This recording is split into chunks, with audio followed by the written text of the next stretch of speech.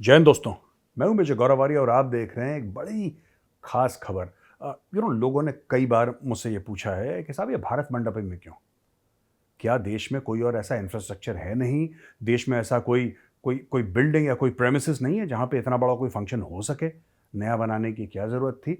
भारत मंडपम ही क्यों? तो आज मैं कोशिश करूंगा आपके उस सवाल का जवाब देने की। आखिर भारत मंडपम ही क्यों? दोस्तों, 26 जुलाई 2023 प्रधानमंत्री मोदी जी ने भारत मंडपम का इनॉग्रेशन करा।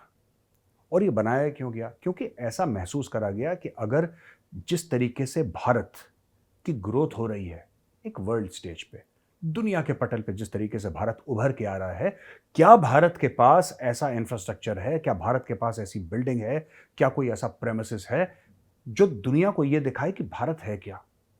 भारत की ताकत, भारत की संस्कृति, भारत का इतिहास, भारत की आत्मा, ये दिखाने के लिए एक ऐसा ऐसी बिल्डिंग चाहिए थी, एक ऐसा प्लेटफॉर्म चाहिए था कि जो विदेशी आए या कोई भी आए, जहां पे बड़ी कॉन्फ्रेंस हो, कोई बड़ा कॉन्क्लेव हो, कोई बड़ी मीटिंग हो, जिसमें कि कई देशों से लोग आए, बड़े लेवल की जो मीटिंग होती है, जहां पे प्लानिंग होती है, दुनिया का भविष्य जहां पे निश्चित करा जाता है, तय करा जाता है, क्या उस लेवल की आपके पास कोई बिल्डिंग है?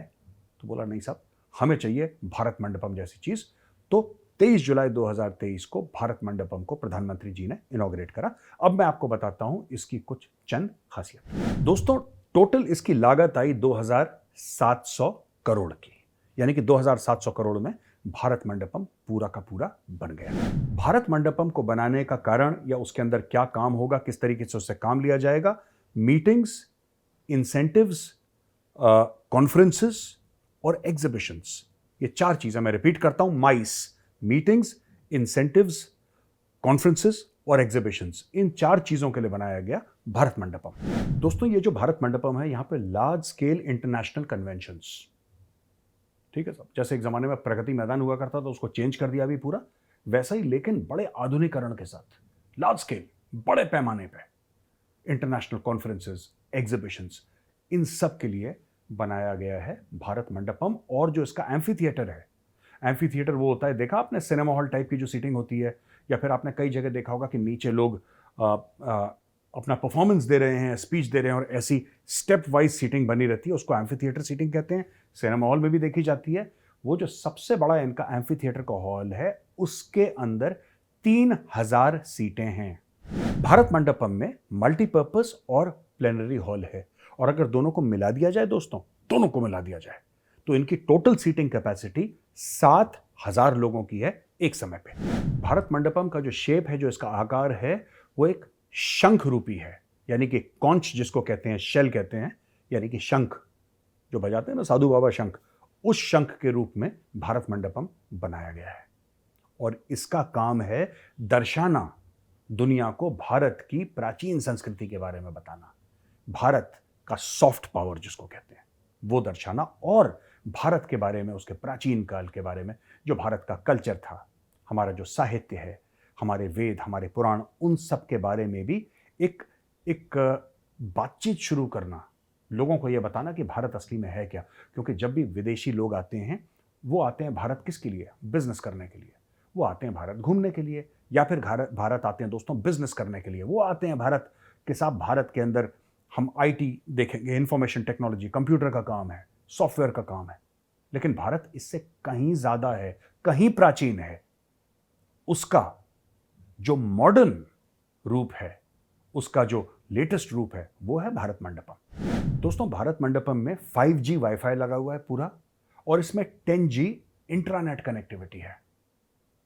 यानी कि अगर एक बार अंदर गए और वहां पे आपको वाईफाई का इस्तेमाल करना है या इंट्रानेट का इस्तेमाल करना है, तो सुपर फास्ट स्पीड, सोचने की जरूरत ही नहीं है, सुपर फास्ट स्पीड आपको अंदर मिलेगी। दोस्तों, भारत मंडपम के अंदर 16 भाषाओं में आप इंटरप्रेट कर सकते हैं। कोई अगर स्पेनिश में बोल रहा है और उसको इंग्लिश में सुनना है तो वो भी हो सकता है। कोई हिंदी में बोल रहा है और इंग्लिश में सुनना है, वो भी हो सकता है। कोई रूसी में बोल रहा है, कोई चीनी में बोल रहा है, कोई और फ्रेंच में बोल रहा है। तो 16 ऐसी इंटरनेशनल और भारतीय भाषाएं हैं जिसमें ये इमीडिएटली ट्रांसलेट करके सिस्टम आपको बताएगा। बड़ी बड़ी विशाल विशाल वीडियो वॉल्स लगी हुई हैं, और यहाँ का जो डेटा सिस्टम है वो स्टेट ऑफ द आर्ट है। दोस्तों यहाँ पे जो सर्विलेंस सिस्टम है, यहाँ पे जो सीसीटीवी कैमरास लगे हुए हैं, यहाँ पे जो सिक्योरिटी का सिस्टम है, ये दुनिया में शायद सबसे बेहतरीन है। और भारत ने खूब टेक्नोलॉजी और खूब पैसा खर्च करा है कि बेहतरीन एक्सपीरियंस देना जो भी हमारे विदेशी गेस्ट आ रहे हैं। दोस्तों इंटरनेशनल एग्जीबिशन कम कन्वेंशन सेंटर ने यहाँ पे सुविधा दे रखी है तकरीबन 5000 गाड़ियों की पार्किंग की। तो अक्सर आप जाते हैं ना मॉल में, आप कहते हैं साहब पार्किंग नहीं मिली गाड़ी की, यहाँ पे पार्किंग की प्रॉब्लम है। यहाँ पे 50 बारातें आ जाएं, पार्किंग की कमी नहीं हो सकती। मैं ये नहीं कह रहा कि बारातों के लिए, मैं सिर्फ ये बता रहा हूँ कि पार्किंग 5000 गाड़ियों की है। सोचिए दोस्तों, आपने बहुत बड़ा कोणार्क का वो व्हील देखा होगा जिसके आगे मोदी जी अलग अलग डिग्नेटरी से मिल रहे हैं, सऊदी के शेख भी आ रहे हैं, ऋषि सुनक भी आ रहे हैं, सब लोग आ रहे हैं। ये कोणार्क टेम्पल उड़ीसा में है। तो उसका यहाँ पे पूरा चक्र जो है यहाँ पे लगाया गया है, उसका रेप्लिका बनाया गया है और यहाँ पे लगाया गया, ये दर्शाने के लिए कि ये भारत की संस्कृति है। क्योंकि इतनी खूबसूरत चीज़, इतनी सुंदर चीज़ जब लोग देखेंगे तो ज़रूर पूछते हैं कि साहब ये क्या है, ये बताइए हमें, ये जो इतना बड़ा पहिया सा है क्या है? तो सन व्हील है। दोस्तों 1984 में यूनेस्को वर्ल्ड हेरिटेज साइट इसको डिक्लेयर कर दिया गया और ये दर्शाता है भारत का जो प्राचीन आर्किटेक्चरल और डिज़ाइन ब्रिलियंस है। यानी कि भारत में जिस प्रकार के आर्किटेक्ट हुआ करते थे, जो डिज़ाइनिंग होती थी, लोग अक्सर इसके बारे में भूल जाते हैं। ये उसकी कहानी सुनाता है। इसमें पहले 2 स्ट्रक्चर हुआ करते थे, यानी कि 2 इसके हिस्से थे अलग अलग। पहला हिस्सा था डांस मंडपा, यानी कि नृत्य करता हुआ मंडपा, और दूसरा ग्रैंड टेम्पल, एक बहुत बड़ा मंदिर। दोस्तों अब छोटा मंडप जो है वो तो अभी भी है, लेकिन जो बड़ा मंडप है वो 16वीं शताब्दी में खत्म हो गया, वो टूट गया 16वीं शताब्दी। दोस्तों आखिरी चीज लेकिन सबसे महत्वपूर्ण, आप सब लोग वाह वाह कर रहे हैं, सब लोग तारीफ कर रहे हैं, वो 27 फुट के अष्टधातु नटराज की, शिव जी की जो डांसिंग शिवा जिसको अक्सर कहते हैं अंग्रेज, डांसिंग शिवा नटराज की मूर्ति, वो बना तमिलनाडु में और बना अष्टधातु से। दोस्तों इसका इतिहास चोल साम्राज्य से ताल्लुक रखता है और ये जो नटराज अभी बताए गए हैं, यहाँ पे लगाए गए हैं, ये चोल साम्राज्य के नहीं है, इसको तो अभी अभी तमिलनाडु में बनाया गया था, लेकिन इसका इंस्पिरेशन जो लिया है वो चोल साम्राज्य से लिया है। दोस्तों राधा कृष्ण स्थपति ने इसको डिजाइन करा और इस पूरे स्टैचू को बनाया। दोस्तों अब मैं आपको बताऊंगा कि कौन कौन से, हम धातु की बात कर रहे थे ना, अष्टधातु, इसमें कौन कौन से धातुओं का प्रयोग करा गया है। दोस्तों इसमें copper 87%, zinc 10%, lead 3%, tin trace quality, silver trace quality, gold trace quality, mercury trace quality और लोहा ट्रेस क्वालिटी का ये मतलब है दोस्तों कि नामात्र के बराबर सिर्फ डालने के लिए। तो अष्ट धातु से ये बना है पूरा का पूरा ये स्टैचू। दोस्तों आपने देखा भारत मंडपम की क्या खूबियां हैं, कितना खूबसूरत ये पूरा स्ट्रक्चर है। और फिर मैं आपको बताता हूं ये जरूरी क्यों है। दोस्तों 2023 में दुनिया को यह बताना कि भारत कितनी प्राचीन संस्कृति है।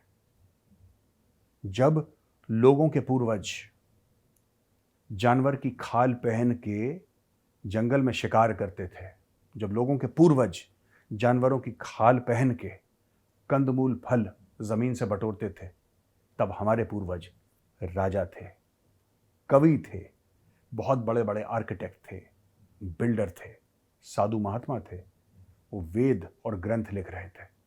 ये है भारत की महानता और ये दर्शाता है भारत मंडपम।